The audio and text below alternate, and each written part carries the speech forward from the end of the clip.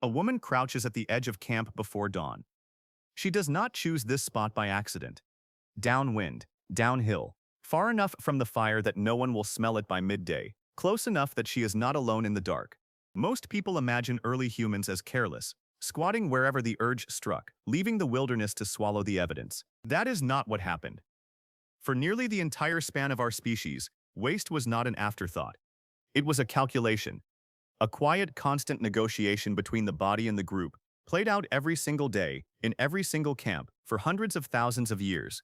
Because where you left your waste could decide who got sick, who attracted predators, who gave away the camp's location to a rival band moving through the valley. Every pile of excrement was information.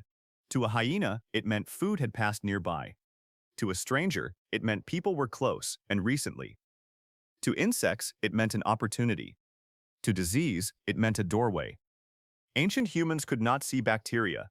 They could not name pathogens, but they could smell disease before they understood it, and smell was enough. They were not alone in this instinct. Look closely at the animal world, and the same pattern repeats everywhere. A cat buries its waste to hide its scent from larger predators. A wolf marks the edge of its territory with the opposite intention, using the same substance not to hide, but to announce. A badger digs a shallow pit and returns to it again and again, keeping its den clean. The behavior is ancient, older than humans, older than mammals, in some form. Which means the moment a human being chose where to crouch in the dark, they were not inventing a new behavior. They were inheriting one. And in a strange way, we are still inheriting it. Every human child alive today has to be patiently taught, over months, sometimes years, to override an instinct that predates the wheel, predates writing, predates civilization itself. Toilet training is not really teaching a new behavior. It is relocating an ancient one, safely, indoors, into a small white room built exactly for that purpose. Communities that buried, distanced, or ritualized their waste survived outbreaks that wiped out those who didn't. This was not hygiene as we think of it now: clean bathrooms, running water, sealed pipes. It was something closer to instinct sharpened into rule, a behavior passed from mother to child, band to band, generation to generation, because the groups who ignored it simply stopped existing. Archaeologists studying ancient latrine sites, coprolites they're called, fossilized human waste, have found something unsettling. Buried in these remains are parasites, tapeworms, whipworms, evidence of a body under constant biological siege, long before anyone understood what a parasite was. And still, they survived. Not by defeating the threat, but by managing it. By separating the sick from the healthy.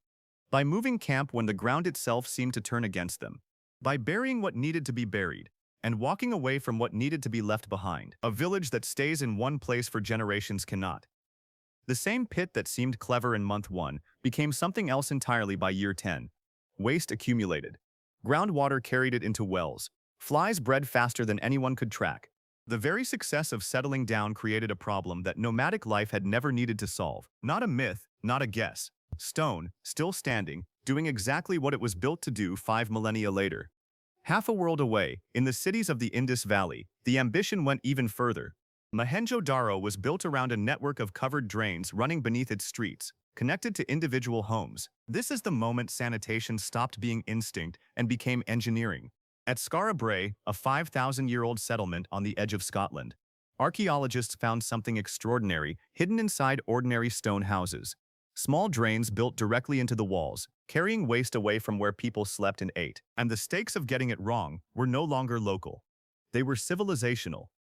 By the height of the Roman Empire, waste management had become a matter of public identity.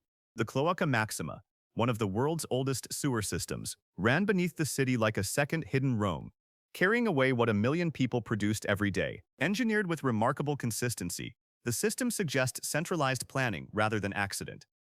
Some archaeologists consider it among the most advanced sanitation systems anywhere on Earth for its time.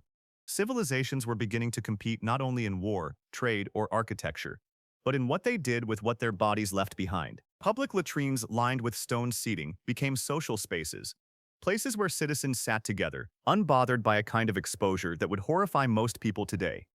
To the Romans, this infrastructure was civilization made visible, proof that they had mastered nature, mastered the body, mastered the chaos that swallowed lesser peoples. Then Rome fell, and with it, so did the sewers. For centuries afterward, across much of medieval Europe, Waste flowed openly through the streets again. Chamber pots were emptied from windows. Rivers that supplied drinking water also carried away what the city no longer wanted to look at. The engineering that took an empire centuries to build was abandoned in a matter of generations. The result was not just an inconvenience. Historians studying the plagues that repeatedly tore through medieval cities point to overcrowding, contaminated water, and unmanaged waste as conditions that let disease spread faster than ever before.